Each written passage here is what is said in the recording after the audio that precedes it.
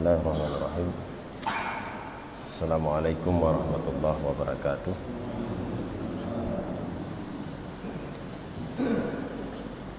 Alhamdulillahi rabbil alamin. Asyhadu an la ilaha illallah wahdahu la syarika lah. Wa asyhadu anna Muhammadan abduhu wa rasuluh. Allahumma salli wa sallim ala sayyidina Muhammad wa ala alihi wa sahbihi ajma'in. Rabbi israhli sadari wa yassirli amri wa hlul 'uqdatam min lisani yafqahu qawli. Para jamaah muslimin muslimat sedang jamaah salat subuh yang dimuliakan oleh Allah Subhanahu wa taala. Alhamdulillah, pada ini hari, ini pagi, dengan penuh keberkahan kita masih bisa duduk sejenak di dalam masjid yang mulia ini, dalam majlis yang kita cintai. Sebagaimana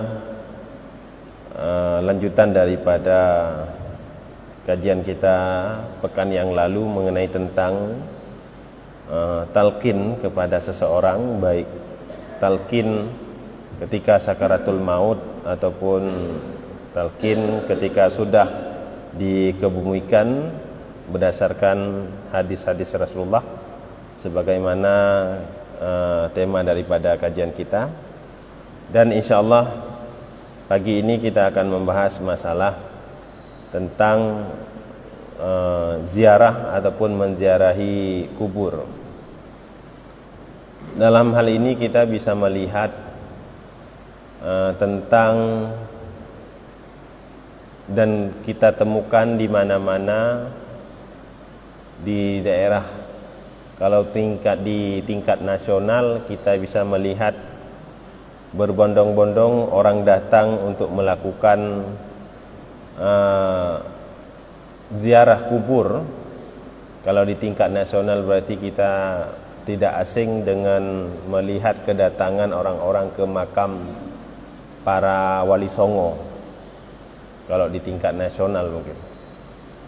Kemudian kalau di tingkat-tingkat kita mendatangi para makam-makam ulama, yang mungkin di Banda Aceh, Syah Kuala, dan di tempat-tempat lain para guru-guru kita. Maka dalam hal ini, ya kalau di tempat wali songo, kalau di tingkat nasional itu terkadang ziarah kubur itu dijadikan sebagai wisata religi, artinya menziarahi banyak. Dan jamaah-jamaah jangankan di tingkat nasional, artinya di Jakarta mereka wisata religi, bahkan di Aceh pun ada menziarahi makam-makam para ulama. Sebenarnya dalam hal ini yang perlu kita ketahui bahwa kita menziarahi makam para wali-wali songo ataupun para guru-guru kita, para ulama-ulama sepuh yang sudah duluan berpulang ke rahmatullah, dengan tujuan orang yang menziarahi itu adalah mencari berkah, bukan berdoa kepada kuburan, mencari keberkahan. Di samping kenapa? Karena mencari berkah di pada makam-makam para kekasih Allah itu. Kita saksikan kaum muslimin ketika melakukan wisata religi itu menziarahi makam dengan berbagai kegiatan. Di antaranya mereka ada yang baca Quran, kemudian tahlilan dan beraneka macam ragam zikir yang mereka bacakan dengan khusyuk dan penuh khidmat. Kemudian setelah melakukan, ya kalau bahasa kita yasinan lah, membaca yasin minimalnya ataupun bersama dia membacakan tahliliyah. Kemudian diiringi dengan tawasul dan tabaru. Arti tawasul adalah berperantara, berharap kepada Allah Subhanahu wa taala, memohon kepada Allah Subhanahu wa taala melalui perantara daripada ahli makam tersebut, karena yang ada dalam makam itu kita anggap orang yang sudah dekat dengan Allah. Nah, Ya, kalau logikanya seperti ini tabaruk. Kita ingin menjumpai seorang pimpinan kabupaten kota, dalam hal ini mungkin wali kota ataupun bupati. Mungkin sangat sulit bagi kita yang masyarakat biasa ingin menemui wali kota ataupun setingkat bupati dalam kabupaten kota apabila tidak ada perantara, ada bahasanya orang dalam ataupun deking lah. Sangat sulit ingin bertemu dengan orang-orang dengan pimpinan kalau memang tidak ada orang yang mengarahkan. Maka sangat mudah bagi kita ingin menjumpai pimpinan kalau kita punya kontak pribadi ataupun kontak khusus staf ahlinya ataupun ajudannya, yang intinya orang-orang yang terdekat dengan pimpinan daerah tersebut. Jadi kalau kita anggap bahwa para ulama, para wali ini sudah dekat dengan Allah, mungkin dengan keberkahan, kedekatan para ahli makam tersebut, ini akan berimbas kepada kita dan akan mudah. Maka banyak orang yang mengambil tabaruk, mengambil berkah. Dengan harapan apa? Dengan harapan semua hajat mereka itu dikabulkan oleh Allah Subhanahu wa taala. Maka perlu dipertegaskan kembali, orang menziarahi kubur itu bukan berdoa kepada kubur. Orang menziarahi makam ataupun wisata religi itu di makam para aulia, para ulama. Ya, kalau di tingkat di Jawa sana mungkin lebih tren dengan makam Wali Songo. Bukan berdoa kepada, artinya meminta kepada yang punya makam, tapi cuma mengambil tabaruk, mengambil barakah, semoga hajatnya, doanya diterima oleh Allah Subhanahu wa taala dengan berkah ahli makam itu. Maka permasalahannya apa yang sudah kita lakukan turun-temurun masyarakat kita ini, karena sebagai amalan untuk meyakinkan perbuatan kita, setidaknya ada dasar hukum atau tidak. Jadi ziarah makam para ulama, para wali, ini perlu kita ketahui merupakan sebuah tradisi kaum muslimin sejak generasi salaf yang salih.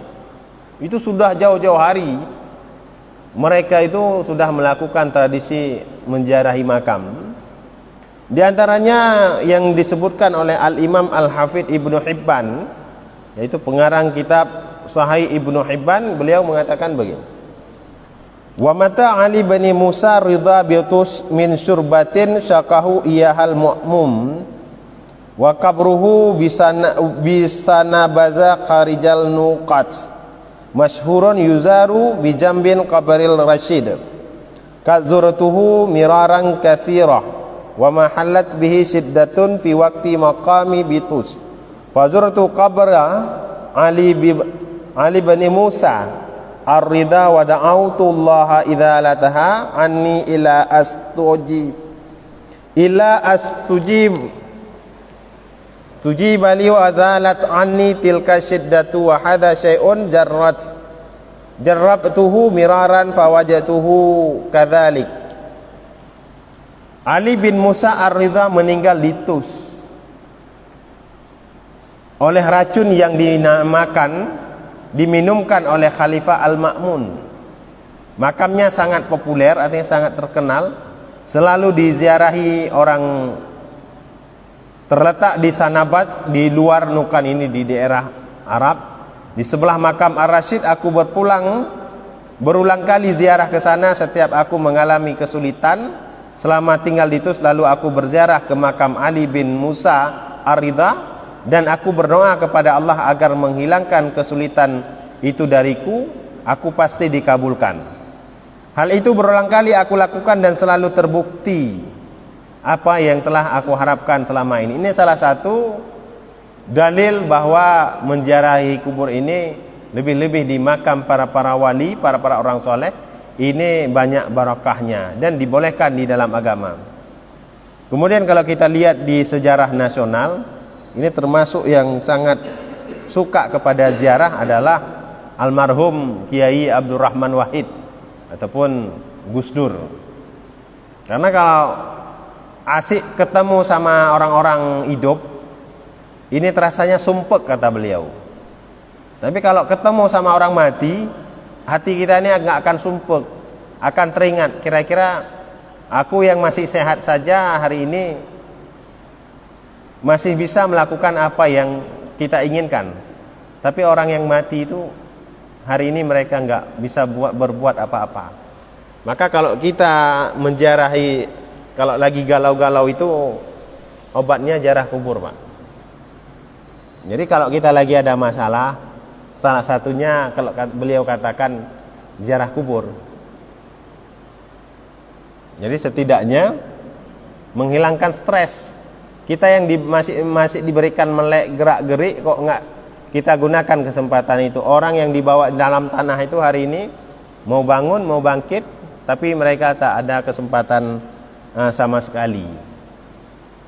Maka ya, termasuk hari ini di Tebu Ireng ya, makam beliau itu luar biasa diziarahi oleh para penziarah.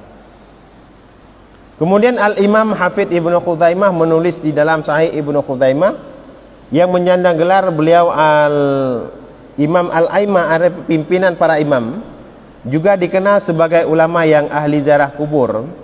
Di antaranya Al-Hafidz Ibnu Hajar Al-Asqalani berkata, wa qala Hakim sahibul Mustadrak fi Tarikhin Naisabur, sami'tu Abu Bakrin Muhammad bin Muammal bin Hasan bin Isa yaqulu kharajna ma imami ahli hadis Abi Bakrin bin Khuzaimah wa adilihi Abi Ali Saqafi ma jama'ati min masyayikhina wa hum id jaka mutawafiruna ila ziyarah qabri Ali bin Musa Ridha bitus qala fara'aitu min ta'dimihi yakni Ibnu Khuzaimah tilkal ati wa tawadhu'ihi laha wa tadarru'ihi indaha ma takhayyarna. Al-Hakim pengarang Al-Mustadrak berkata dalam Tarikh Naisabur, aku mendengar Abu Bakar bin Al-Muammal bin Al-Hasan bin Isa berkata, kami keluar bersama pemimpin ahli hadis Al-Imam Abu Bakar bin Khuzaimah dan rekannya Abu Ali Al-Saqafi bersama beberapa orang guru kami. Pada waktu itu rombongan yang menyertai banyak sekali dengan tujuan ziarah ke makam Ali bin Musa Ar-Ridha di Tus. Aku melihat ketakziman dan ketawaduan Ibnu Khuzaimah terhadap makam itu serta kekusukannya di depan makam itu sangat luar biasa, membuat kami merasa heran. Jadi ketika mereka itu di makam itu mereka melihat ketakziman dan ketawaduan Ibnu Khuzaimah terhadap makam itu. Maka ketika kita datang ke makam berdoa, bukan kepada makam itu yang kita minta. Umpama hari ini datang kalau di Aceh, yang paling populer di Labuhan Haji, ulama besar Aceh, bapak pendidikan Aceh, di tempat makam Abuya Mudawali. Di sana kemudian di pada guru-guru ulama Abu Najis Samalanga, Syah Kuala di Banda Aceh, Abu Hasan Kurungkali dan lain sebagainya. Ketika kita dengan ketakziman dan ketawaduan dalam berdoa kepada Allah Subhanahu wa taala, bibarkati dengan berkah ahli makam itu. Jadi maka hari ini ketika akhir-akhir tahun, ketika mau penghujung libur daripada menghadapi Ramadan, banyak orang rombongan-rombongan menziarahi. Dan beberapa pun majelis saya itu ada yang pernah menziarahi umpama yang lintas timur sampai Aceh besar saja, ada yang lintas barat selatan. Jadi menziarahi, melihat bagaimana keadaan terutama makam tersebut, dan kita mengharapkan berkah, mengharapkan mendapatkan keberkahan sebagaimana Allah beri berkah kepada orang yang dalam makam itu. Namun inilah kalau di Timur Tengah, karena pemahaman Wahabi itu saking kencang itu, sehingga mereka makam-makam yang dibugarkan adalah hanya makam-makam yang mempunyai pemasukan yang tinggi. Seperti kalau di Timur Tengah itu mereka lebih kepada makam-makam Fir'aun, karena pemasukannya tingkat penziarahnya itu lebih tinggi. Tapi sangat disayangkan kadang-kadang karena pemahaman-pemahaman yang radikal, sehingga makam-makam para ulama, para Imam Al-Ghazali, Syekh Ibnu Athaillah Askandari, pengarang hikam itu terkadang dibiarkan begitu saja. Ini yang sangat kita sedihkan dan kita sayangkan terhadap pelaksanaan pemahaman-pemahaman yang radikal yang munculnya di kemudian hari. Ini diantara dalil bahwa tentang menziarahi kubur. Artinya dengan kita mengaji ini semakin tinggi kita untuk menziarahi tempat-tempat yang memang dianggap berkah. Kemudian Al-Imam Al-Hakim Naisabur juga bercerita perihal kisah gurunya Al-Imam Hafidh Abu Ali Al-Naisaburi yang berziarah ke makam Imam Yahya bin Yahya Al-Naisaburi ketika menghadapi kesulitan. Jadi beliau menceritakan tentang keadaan gurunya ketika menghadapi kesulitan, beliau menziarah kubur. Wa qala al-Hakim sami'tu Aba Ali Naisabur yaqulu kuntu fi ghamin syadid fara'aitu an-nabi sallallahu alaihi wasallam fil manam ka'annahu yaqulu li sir ila qabri Yahya bin Yahya wastaghfir wasal tuqda hajatuka wa asbahtu fa fa'altu zalika faqudiyat hajati. Al-Imam Al-Hakim berkata, aku mendengar Al-Imam Abu Ali An-Naisabur berkata, aku mengalami kesusahan yang berat. Lalu aku bermimpi Nabi SAW seakan-akan berkata kepadaku, datanglah kepada makam Yahya bin Yahya, seorang ulama ahli hadis, mohonlah ampunan kepada Allah. Ini jelas, tetap diisyarahkan mohonlah ampunan kepada Allah. Jadi bukan kepada ahli kubur itu yang mereka anggap bahwa itu syirik, itu bid'ah. Jadi sangat jelas disebutkan, datanglah ke makam Yahya bin Yahya, beliau seorang ulama ahli hadis, kemudian mohonlah ampunan kepada Allah dan berdoalah, hajatmu pasti terkabul. Pagi harinya aku melakukan hal tersebut dan hajatku pun terkabulkan. Maka ini sangat jelas kita jadikan sebagai dalil bahwa menziarahi ini yang pertama dalam hukum syariat sangat bagus, dalam psikologi kita juga sangat bagus. Artinya dengan kita sering-sering ke kubur, yang pertama kita bisa sering mengingat mati, yang kedua dengan sering-sering kita ke kubur ingin merasakan diri kita ini masih dipilih oleh Allah untuk diberi kesempatan melakukan ibadah, dibandingkan orang yang dalam kubur ini tidak diberikan kesempatan lagi. Ini yang pertama yang perlu kita sampaikan tentang ziarah kubur. Lebih-lebih menziarahi tempat makam orang tua. Jadi perlu diketahui, menziarahi makam orang tua kita walaupun tidak alim, tapi itu karamah. Karena dengan ada orang tua kita ini bisa seperti ini. Inilah yang sering terjadi, kita menganggap yang karamah itu cuma para waliullah, yang karamah itu para ulama sepuh. Tapi di rumah kita itu ada orang yang karamah, tapi tidak kita pernah sadari. Artinya yang karamah tanpa bersurban dan tanpa sal rida, yaitu siapa? Orang tua kita. Maka dalam hal ini menziarahi kubur tidak mesti kepada hari raya. Dan secara khusus itu tidak disebutkan pembahasan menziarahi hari raya. Tapi bahkan disunatkan menziarahi itu pada hari Jumat.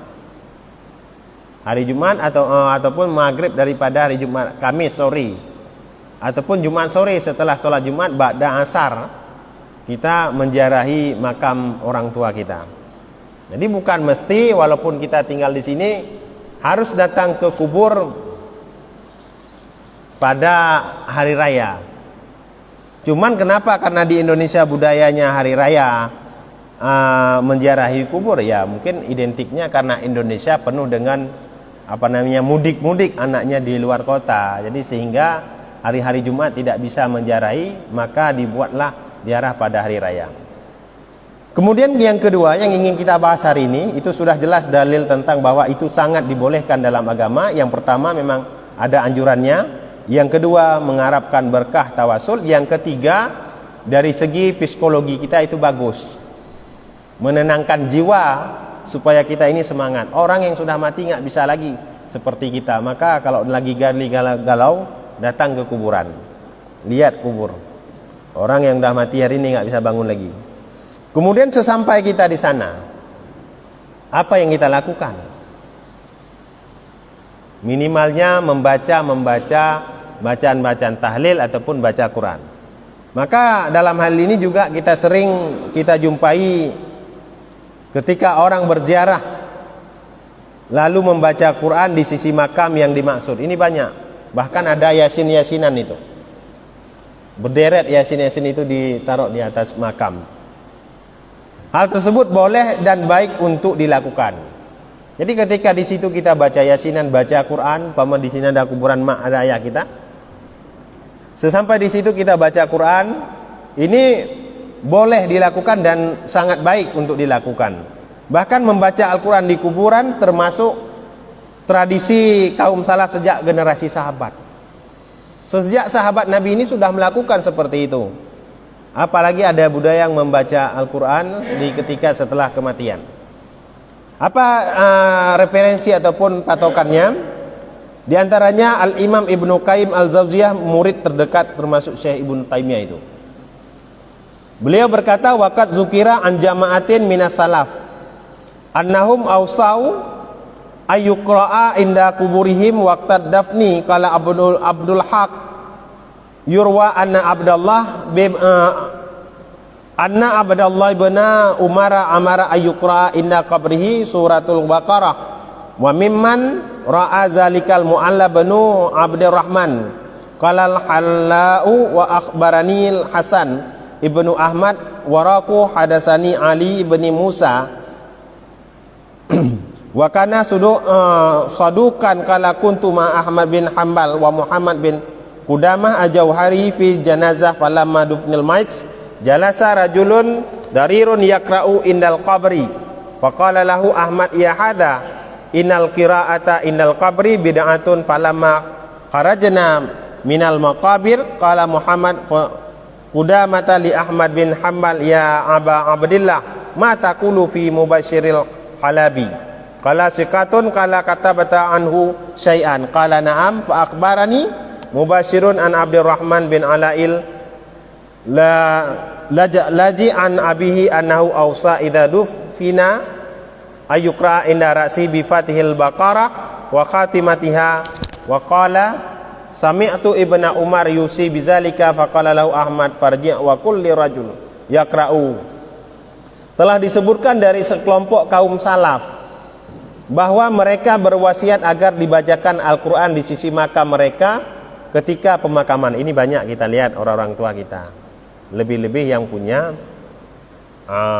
sedikit harta yang ditinggalkan, berwasiat kalau bisa anaknya yang baca ya anaknya.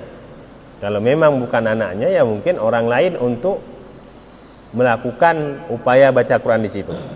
Telah disebutkan dari sekelompok ulama salaf bahwa mereka berwasiat agar dibacakan Al-Quran di sisi makam mereka ketika pemakaman.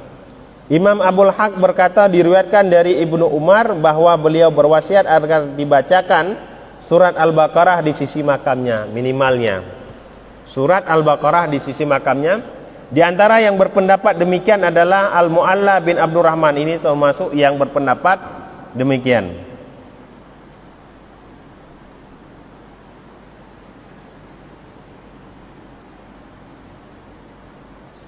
Berpendapat demikian adalah Al-Mu'alla bin Abdurrahman Al-Khalal berkata, Al-Hasan bin Ahmad Al-Wara mengabarkan kepadaku, Ali bin Musa Al-Haddad mengabarkan kepadaku, ini sangat sahih riwayatnya, dan dia seorang yang dipercaya.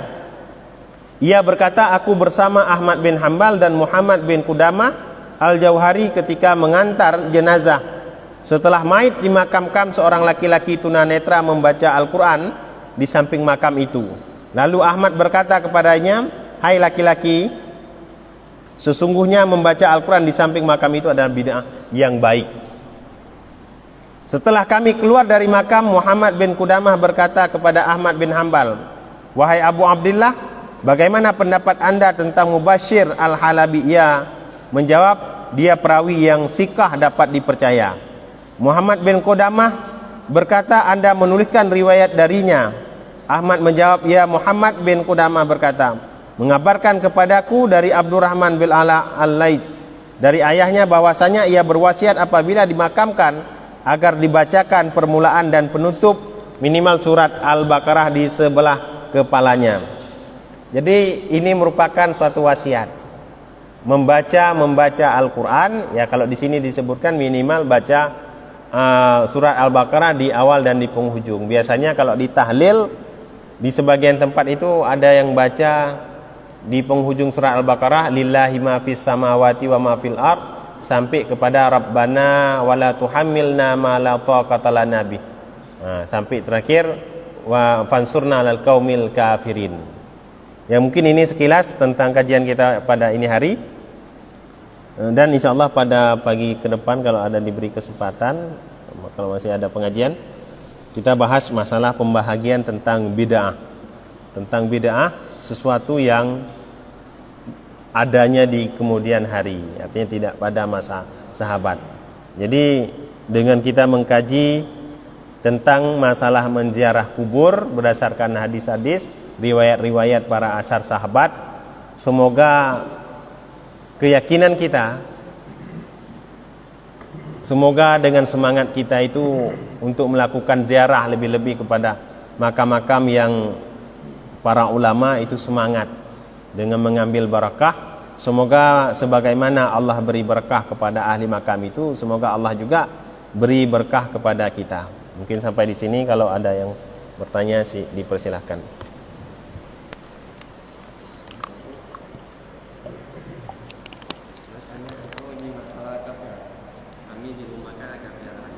Masalah?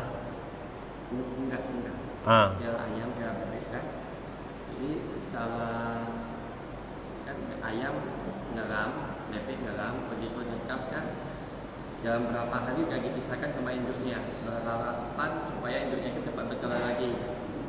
Tapi kalau kita tengok secara alaminya kan anak ayam itu induknya selama sekian lama kita waktu berpisah sama induknya, maksudnya dengan akalan apa akan menyayangkan Allah jika pisahkan induknya sama anaknya. Kalau dalam satu sisi di antara petuah-petuah Kiai Maimun Zubir, tokoh PBNU, beliau mengatakan begini, di antara petuah-petuahnya, jika engkau melihat seekor anak ayam yang terpisah dari induknya, maka susulkan ia, barangkali itu menjadi penyebab engkau dikumpulkan bersama keluarga, anakmu dan guru-gurumu di akhirat kelak. Itu di antara kalam hikmah beliau. Itu sangat populer, itu penuh tuh di internet, itu banyak di buku-buku. Jika engkau melihat seekor anak ayam yang terpisah dari induknya, maka susulkan ia kepada induknya, barangkali itu menjadi penyebab Allah mengumpulkan kamu itu bersama keluargamu nanti di akhirat kelak. Jadi kita masing-masing, mungkin dengan penyebab kita itu kita lihat anak ayam di situ, cim ataupun kambing itu cari induknya entah kemana itu. Nah, lebih-lebih yang jatuh dalam paret, kita berdiri berhenti kereta, kita naikkan, kita cari induknya semampu. Ini mungkin dari satu sisi kejadian seperti itu. Tapi dengan kejadian seperti kita bukan maksud memisahkan, tapi maksud ya kalau bagi orang yang miara ayam, lebih-lebih ayam kampung itu ada triknya, itu ada tarikatnya. Umpama kalau ayam itu, saya diajarkan juga itu berhasil. Kalau ayam itu 10 telurnya udah netas, lagi dikeram. Jadi begitu netas 2, anaknya langsung dipindahin. Dimasukkan ke dalam kardus yang ada lampunya biar hangat. Tujuan dipindahin anak itu supaya kalau baru netas 2, yang 8 lagi juga akan ikut netas. Kalau kita biarkan di situ, kemungkinan besar tabiat ayam itu nggak ngeram lagi, sudah lale dengan yang 2 tadi, sehingga yang 8 butir lagi itu menjadi busuk. Ini termasuk trik yang diajarkan oleh yang sangat berpengalaman. Jadi kalau ayam itu udah ngeram, udah waktu netas telurnya 10, sudah netas menjadi anak ayam 2 ekor, itu dipindahkan terus. Jangan di situ, disembunyikan ke tempat yang lain. Kemudian yang supaya mamanya tetap nggak turun dari sangkapnya itu, supaya bisa mengeramkan 8 butir telur. Ini jangan kita kaitkan dengan ya perkataan Kiai Maimun Zubir tadi. Ini ada satu kemaslahatan di dalam lain-lain posisi. Jadi kesimpulannya tidak masalah kalau kejadian seperti itu. Nanti kan kita pertemukan lagi dia. Nah, tujuannya baik. Sedangkan yang beliau maksudkan itu ada kala kita lihat bukan sekedar anak ayam, anak kambing, bahkan anak orang sekalipun. Kita cari, kita ada upaya. Ini kita gimana? Nah. Jadi begitu kita keluar dari Pemnas, begitu di situ udah nangis anak kambing. Ini yang mungkin aja, jangan nanti begini kondisinya. Anak kambing udah nangis-nangis, kita turunin, bahkan kalau di lokasi di sini diteriakin maling pula nanti, kacau lagi nanti. Nah, itu pangeran kesiangan namanya nanti, dia udah kita niat tolong tapi digebukin warga. Karena pencuri itu macam-macam sekarang. Kadang-kadang nggak pencuri dituduh pencuri. Kadang-kadang yang pencuri ngaku yang kambingnya. Ada kejadian di TM Barum tuh. Rupanya nyumpar. Kamu di sini rupanya udah capek aku cari-cari. Jadi pencuri itu ngomong di depan orang, udah dari kemarin aku cari-cari nggak pulang-pulang ke kandang. Padahal nyuri dia. Nah, ini kacau nih jadinya. Nah, paham ya? Jadi nggak masalah karena niatnya baik. Itu diantara nasihat-nasihat beliau, dan banyak juga nasihat-nasihat beliau yang menjadi renungan bagi kita, diantaranya itu. Kemudian beliau mengatakan lagi, itu saya sangat teringat kepada nasihat beliau, jika engkau bukan orang yang alim, artinya kita nggak bisa mengajarkan orang tinggi, kita bukan guru, minimal ajarkanlah alif bata kepada anakmu. Semoga itu mungkin menjadi amal jariah untukmu. Maka itu saya sampaikan itu, kalau kita punya cucu, punya anak, jangan kasih dulu ke ustadz, ke ustazah, ke TPQ kalau masih kecil. Artinya kita upayakan kita mengambil pahala jariah alif batasa dulu. Eyangnya, neneknya, maknya, ayahnya dulu. Jangan langsung ustazahnya yang langsung ngambil. Artinya di rumah kita ajarkan terus dari kecil alif bata, nanti udah masuk Iqra 1, baru kita antarkan ke ustazah, ke tempat-tempat pengajian diniyah. Jadi kenapa? Supaya posisinya kadang-kadang kita sebagai keluarga nggak alim, nggak bisa mengajarkan, lebih-lebih mengajarkan kitab, hadis, Quran, tapi kita punya pahala jariah, yaitu ilmu yang bermanfaat, yang pahalanya tidak akan terputus. Apa alif bata? Dengan kita mengajarkan alif bata itu, mereka itu bisa baca Quran. Efeknya kepada orang tua. Karena pahala jariah itu sebagaimana dalam hadis Nabi, setiap manusia yang meninggal dunia itu terputus segala amalannya, artinya tidak bisa dilakukan amalan lagi karena posisinya memang sudah meninggal, kecuali 3 yang terus mengalir. Yang pertama sedekah jariah. Kita pernah berwakaf. Karena yang dimaksudkan itu ulama sepakat bahwa sedekah jariah itu adalah wakaf. Kemudian ilmu yang bermanfaat. Termasuk alif bata. Kemudian kalau dalam sesi penafsiran yang lain, termasuk pahala jariah, membuat sumur, menanam pohon supaya orang bisa berteduh, itu bahagian daripada jariah. Maka jangan heran kalau orang dulu itu kalau udah ke ladang itu, kalau mau nanam pisang, bukan pisang saja. Itu mungkin yang pertama buat rangkang, buat gubuk, kemudian gali sumur. Jadi sumur itu supaya menjadi jariah. Kemudian yang ketiga, waladun salihun yada'ulah, yaitu anak yang soleh yang mau mendoakan orang tuanya. Nah, jadi termasuk petuah beliau, jika kamu bukan orang yang alim, jika kamu bukan orang yang pintar dalam hal pendidikan, minimalnya kamu ajarkan alif bata kepada anakmu. Setidaknya itu menjadi amal jariah kepadamu. Hari ini kita ajarkan alif bata, besok dia baca Fatihah. Bacaan Al-Fatihah tidak terlepas daripada yang namanya huruf hijaiyah, alif lam, alif bata. Jadi baca alhamdulillahirabbil alamin, dia sholat, dia besok dah dewasa, dia jadi imam dah jadi hafid, baca kitab, baca hadis menggunakan alif bata. Intinya adalah orang tua. Maka sering terjadi hari ini problem pendidikan. Tidak, sebenarnya pada hakikat tidak ada istilah mantan guru. Tapi kalau mantan suami, mantan istri itu ada.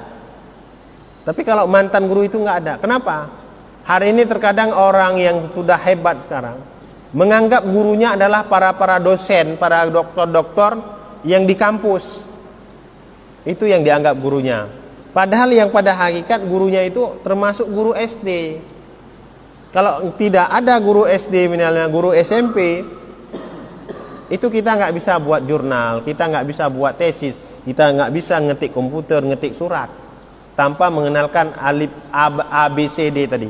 Siapa yang mengajarkan ABCD? Ya, guru sekolah waktu kecil. Ini merupakan jariah. Itu diantara petuah-petuah beliau. Terakhir, yang paling terakhir diantara susunan yang populer daripada petuah beliau, jika kamu tidak bisa melakukan kebaikan, kita nggak ada kekuatan, nggak ada harta untuk bersedekah, setidaknya tahan mulut dan tanganmu dari melakukan kejahatan. Jika kamu tidak bisa melakukan kebaikan, setidaknya tahan tangan dan mulutmu daripada menyakiti.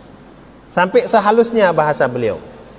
Jika kamu tidak bisa melakukan kebaikan, setidaknya kamu bisa menahan mulut dan tanganmu daripada menyakiti. Artinya ada orang yang buat baik hari ini, kita nggak berbuat baik,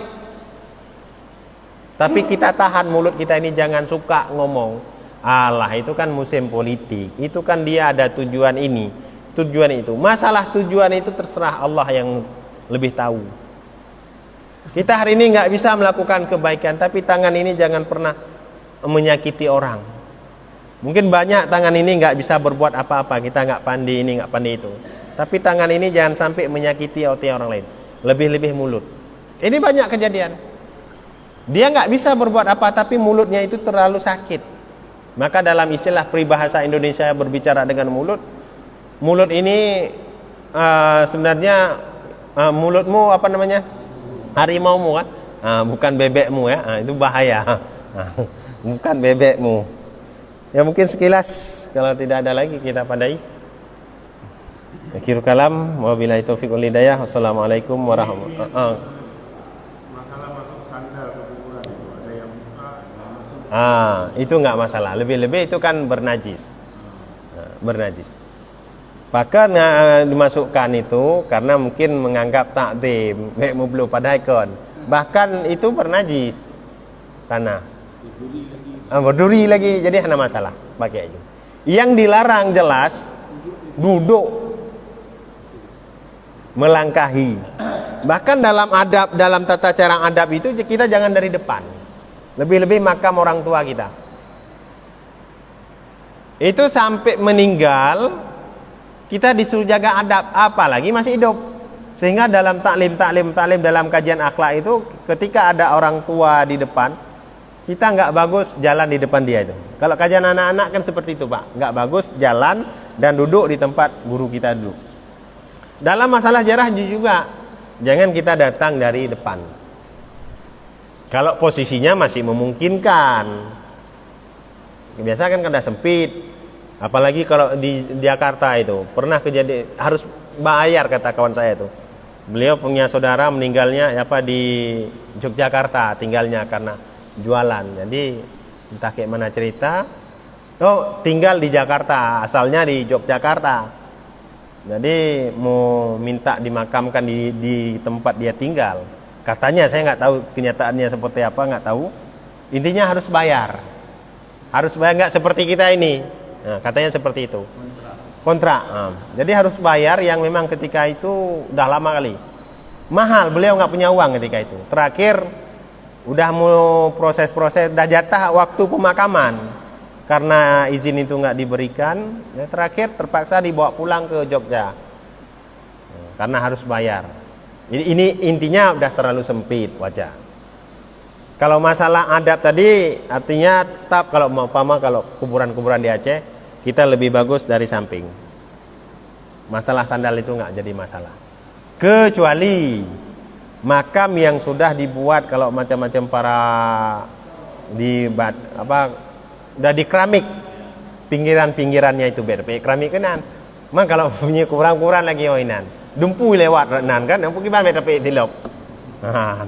Jadi yang dilarang jelas itu duduk, Pak.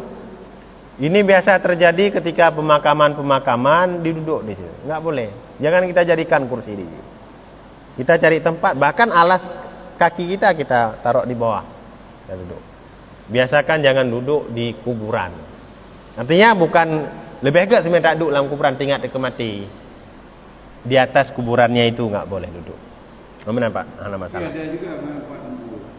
Yang namanya kuburan di atas mayatnya itu, sedangkan pinggirnya ini kan bukan itu pendapat. Kalau nggak ada pinggir mana mungkin ada tengahnya.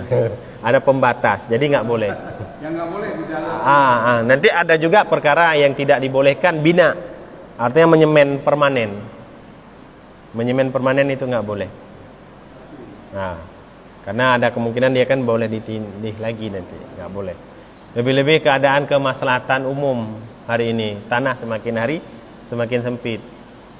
Ini sebenarnya dalam kita berbagi, ini kita harus paham juga, jangan terlalu identik ketika wakaf granit lantai masjid kita rame-rame terus cepat-cepat sampai ada yang nggak kebagian kawan-kawannya. Jadi ketika buka wakaf kuburan sikit-sikit, buka wakaf MCK, orang berlama-lama, padahal dalam satu sisi mungkin di situ lebih afdal. Nah kejadian membuat MCK itu mungkin pendukung supaya sholat orang itu khusyuk. Kita kirim granit dari Turki ini ke granit masjid. Kalau orang sholat lagi sakit perut, nggak akan khusyuk juga. Kita pakai ada mesin pendingin di bawah keramik ini. Tapi kalau sakit perut, tetap nggak khusyuk sholat di keramik orang itu. Jadi hari ini kan harus kita pilah-pilah. Sama-sama semua mempan. Begitu juga dengan kuburan. Jadi BBO, INO-BO, IDH-BO, INO-BO. Semua harus ada. Yang hek depan tiam, kan ada halu ben bu ada lewat aja deh lah. Nyo ka hek tu. Nah perle MCK. Begitulah kira-kira. Wallahu a'lam bishawab. Assalamualaikum warahmatullahi wabarakatuh. Rabbana anfa'na bima 'allamtana rabbi 'allimna alladhi yanfa'una rabbi faqina wa faqi'a lana wa qarabatin lana fi dinina rabbana anfa'na bima 'allamtana rabbi 'allimna alladhi yanfa'una rabbi faqina wa faqi'a lana wa qarabatin lana fi dinina sallallahu wa sallama ala nabi sayyidina Muhammadin wa alihi wa sahbihi ajma'ina sallallahu wa sallama ala nabi sayyidina